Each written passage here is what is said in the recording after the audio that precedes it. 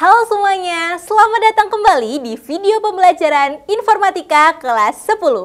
Di video sebelumnya, kita sudah kenalan dengan dasar-dasar pemrograman, mulai dari tipe data, variabel, hingga cara menulis program sederhana Hello World. Seru kan?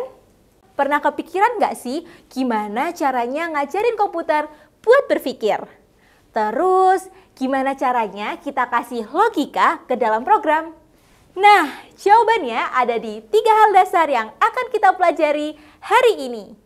Pada video kali ini, diharapkan dapat membantu kalian dalam memahami penggunaan struktur kontrol keputusan, struktur kontrol perulangan, dan fungsi dalam membuat program. Yuk kita mulai belajar! Pernah nggak kamu harus milih mau lanjut tidur atau bangun pagi buat olahraga? Nah, hidup itu penuh pilihan, sama kayak di dunia coding. Kalau kondisi ini terjadi, lakukan A. Kalau enggak, ya lakukan B. Itulah inti dari struktur kontrol keputusan dalam bahasa C. Yuk kita mulai dari logika if else. Bayangin kamu lagi kerja, terus perutmu keroncongan. Otomatis kamu mikir, wah aku lapar, waktunya makan. Nah, di bahasa C kita bisa bikin program yang berpikir kayak gitu nih. Contohnya, kalau kamu lapar, suruh komputer bilang, yuk makan dulu, ini kodenya.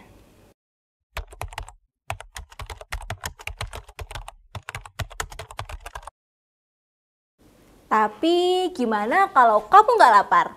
Masa disuruh makan terus? Disinilah kita pakai else. Artinya, kalau nggak memenuhi kondisi tadi, lakukan hal lain. Jadi, programnya bisa tahu kalau lapar, makan. Kalau nggak lapar, lanjut kerja. Gampang kan? Ini yang disebut struktur keputusan yang menjadi dasar logika biar programmu bisa ambil keputusan kayak manusia.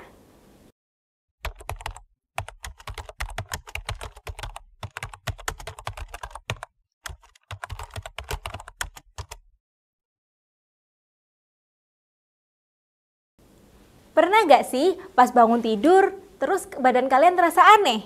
Kamu pasti langsung cek suhu kan? Suhu tubuh bisa kasih sinyal penting buat ngatur aktivitas kita. Kalau 36 derajat artinya sehat, jadi lanjut aktivitas. Kalau 37 derajat, mending istirahat dulu.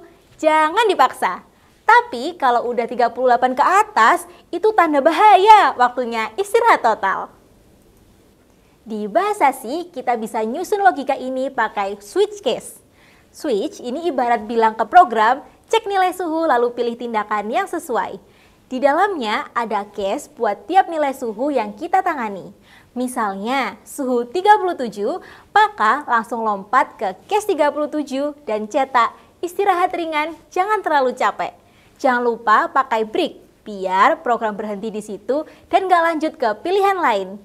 Dan kalau suhu yang dicek nggak cocok sama semuanya, tenang, kita punya default kayak plan B buat segala kemungkinan yang tak terduga. Kadang dalam pemrograman, kita ingin melakukan sesuatu berulang kali secara otomatis. Misalnya, mencetak teks yang sama beberapa kali tanpa harus menulis baris kode berkali-kali. Di bahasa C, kita bisa melakukan itu dengan struktur perulangan atau disebut juga looping. Salah satu bentuk perulangan yang paling umum adalah for loop. Coba perhatikan contoh berikut. Di sini, program akan mencetak perulangan ke-1 sampai perulangan ke-5. Penjelasannya, integer i sama dengan 1. Kita mulai dari angka 1, i kurang dari sama dengan 5. Selama i kurang dari atau sama dengan 5, perulangan akan terus berjalan. I++ setiap perulangan nilai i bertambah 1. Jadi program ini akan mencetak teks sebanyak 5 kali dari i sama dengan 1 sampai i sama dengan 5. Setelah kondisi tidak terpenuhi, perulangan berhenti secara otomatis. Selain for, kamu juga bisa pakai while loop. Struktur ini mengecek kondisi sebelum menjalankan perintah di dalamnya. Ini adalah contohnya. Program akan menghasilkan output yang sama seperti for loop sebelumnya. Perulangan dimulai dari i sama dengan 1, lalu selama nilai i masih kurang dari atau sama dengan 5. Kode ini dalam blok akan dijalankan setelah itu i ditambah 1. Jika kondisi sudah tidak terpenuhi, perulangan berhenti. Sekarang kita masuk ke bentuk ketiga, do while. Perbedaannya adalah perintah akan dijalankan dulu minimal 1 kali, baru kondisi dicek setelahnya.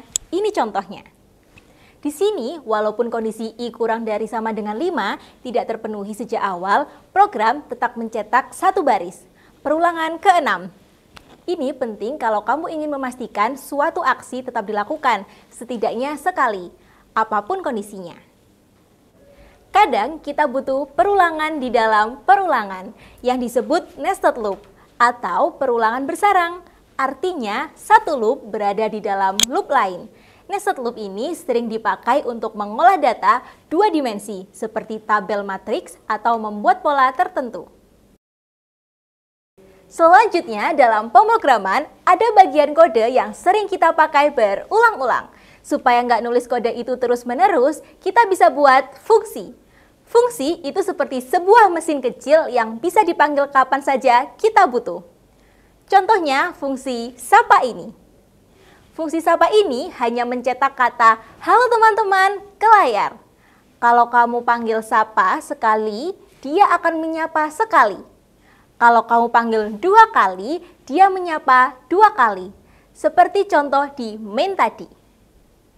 Dengan fungsi, kode jadi lebih rapi dan gampang dipakai ulang. Fungsi juga bisa menerima data dari luar dan mengembalikan hasil. Tapi itu nanti kita bahas setelah kamu paham konsep dasarnya dulu.